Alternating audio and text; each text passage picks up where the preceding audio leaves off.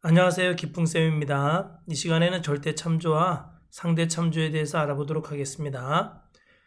자, 여러분 여기 엑셀 보시면 이 하나하나의 셀에는 뭐가 있어요?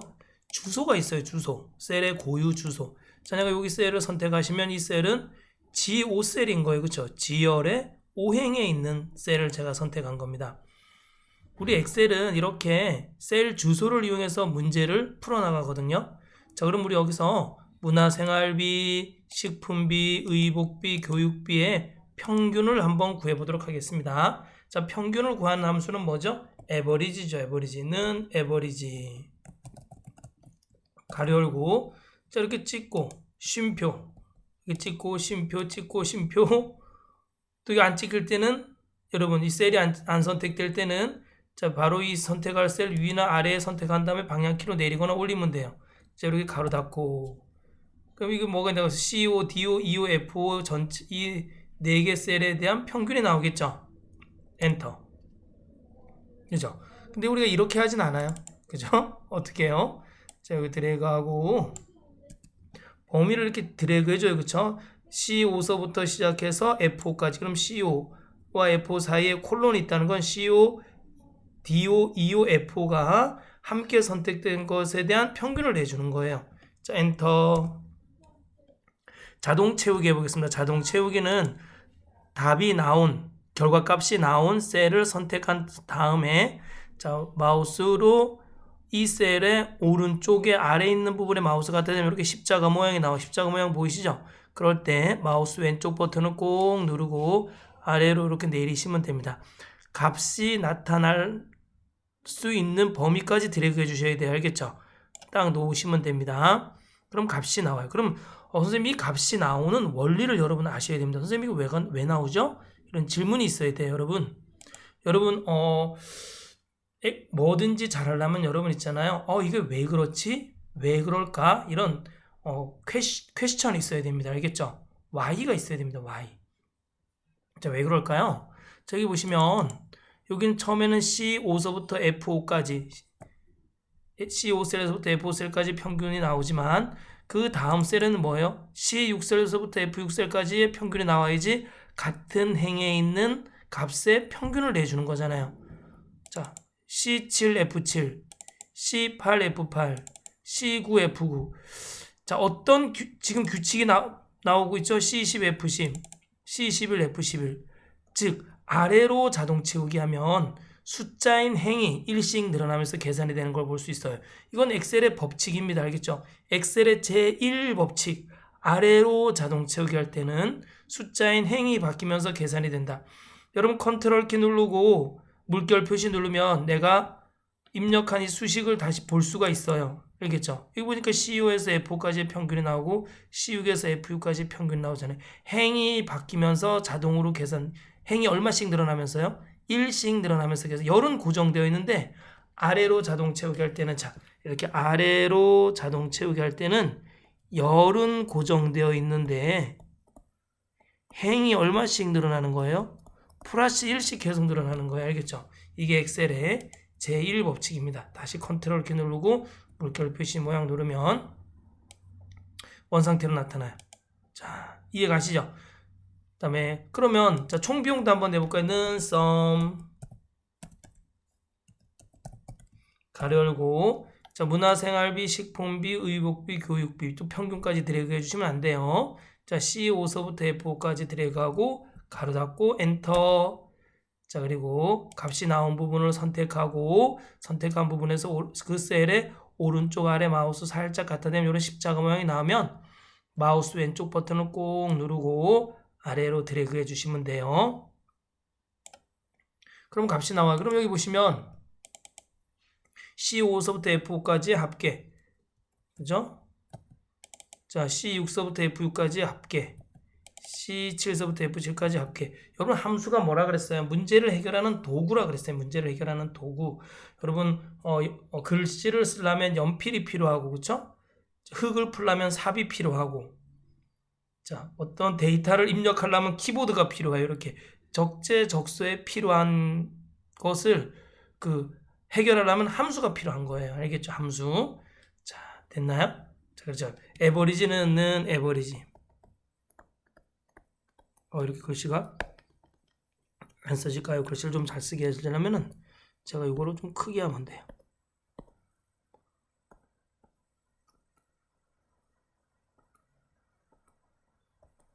됐다, 그죠? 는 에버리지. 에버리지 이렇게 가로 열고 범위 가로 안에 있는 걸 인수라 그래요. 에버리지는 함수지만 이 범위에 뭐를 구하는 거예요? 평균을 구하는 거였어요. 그렇죠? 자, 근데 순위를 한번 볼까요? 순위를 구하는 걸 랭크라 그래요. 랭크는 뭐예요? 랭크는 랭킹 하잖아요. 그렇죠? 등수를 구할 때 쓰는 거잖아요. 자, 기준셀 쉼표 범위 쉼표 0. 0이면 높은 수가 1등이고 1이면 낮은 수가 1등이에요. 1이면 낮은 수가 1등, 0이면 높은 수가 1등. 그럼 1을 쓸 때는 언제 있을까요? 1을 쓸 때는 여러분 기록 경위 같은 건 다 1을 써요. 그렇죠? 웬만하면 그런데 0을 써서 등수를 나타냅니다. 자, 이 기준셀이 범위에서 몇 등이냐 이런 뜻이에요. 고정된 범위가 있겠죠. 그렇죠? 기준셀은 바뀌겠죠. 내가 이 범위에서 몇 등이냐, 너가 이 범위 안에서 몇 등이냐, 나와 너가 있는 것은 이 범위 안에 나와 너는 다 있어요. 그죠? 자, 보겠습니다. 그럼 여기 문제 보시면 42,000원이 이 범위 안에서 몇 등이냐 이런 뜻이에요. 73,000원이 이 범위 안에서 몇 등이냐. 범위는 바뀌지 않네요. 기준셀은 바뀌는데 75,000원이 이 범위에서 몇 등이냐, 197,000원이 이 범위에서 몇 등이냐. 즉 기준셀은 바뀌는데 범위는 바뀌지 않네요. 그죠? 자, 보겠습니다. 이 고정된 범위에서 요걸 뭐라 그래요? 요거는 뭐라 그래요? 요 부분은 범위에 해당해요. 그쵸? 요 범위 안에서 우리가 값을 구하는 거예요. 자, 그렇지만 우리 여기 셀은 자, 한번 순위를 구할게는 랭크 가로 열고 자, HO 찍어주고 쉼표 HO가 쉼표 이 범위에서 몇 등이냐. 이 범위는 고정된 범위예요. 그렇죠? 이걸 그래서 우리가 자동 채우기 할 때 H5가 H6으로 바뀌거나 H11이 H12로 엑셀의 법칙에 의하면 자동 채우기 하면 행이 1씩 늘어나니까. 근데 이렇게 바뀌지 말라고 우리가 뭘 해주냐면은 그 펑션 키 F1, F2, F3 옆에 F4를 딱 눌러줘서 행과 열을 달러로 딱 고정시켜줍니다. 이걸 절대 참조라 그래요.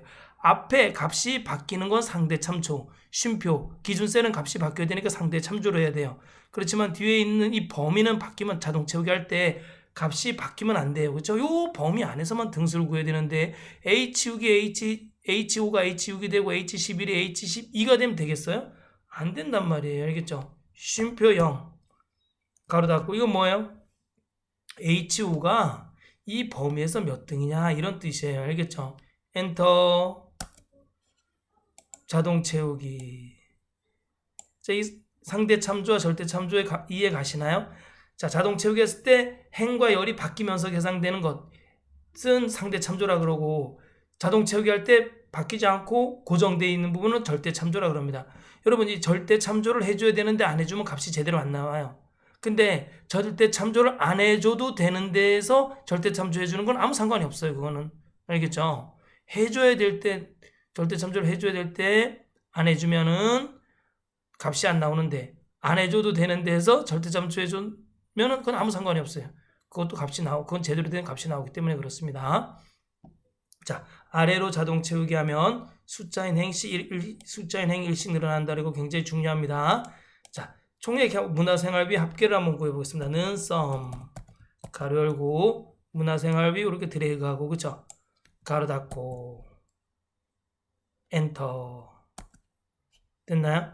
그럼 자, 여기 보세요. 자, 여기서는 제가 이 C12셀에 합계를 냈어요. 그쵸? 오른쪽으로 자동 채우기 한번 해볼까요? 제가 오른쪽으로 자동 채우기 하면 십자가모양 볼 때 오른쪽으로 자동 채우기 하면 그 다음에 식분비의 최대값이 나오고 의복비의 최대값이 나오고 교육비의 최대값이 나옵니다.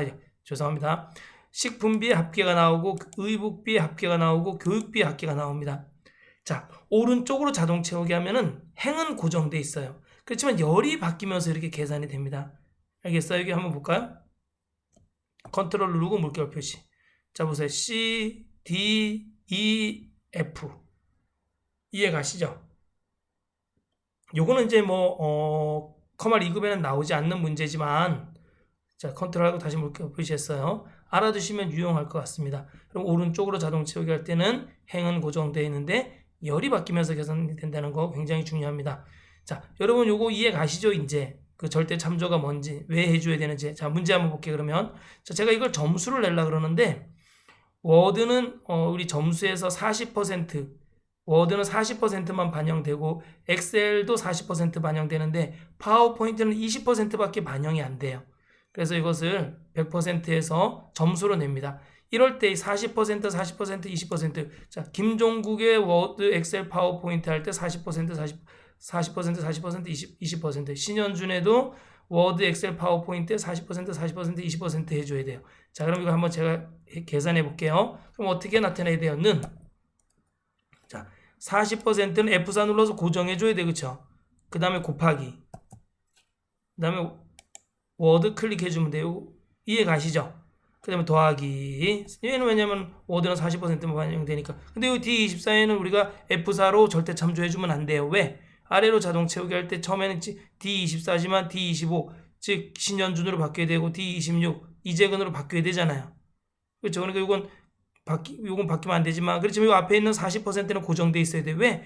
계속 워드에는 다 40%를 곱해줘야 되기 때문에 그렇습니다. 더하기. 이 40% 또 22 선택하고 F4 눌러서 고정해주고, 그 다음에 곱하기 엑셀 해주고, 그죠? 왜냐면 엑셀은 40%만 반영이 되기 때문에 그렇습니다. 그 다음에 또 더하기. 자, 20%하고 F4 누르고, 여기 클릭이 안 되니까 파워포인트 선택하고 아래 방향키 누르고, 그죠? 아이고.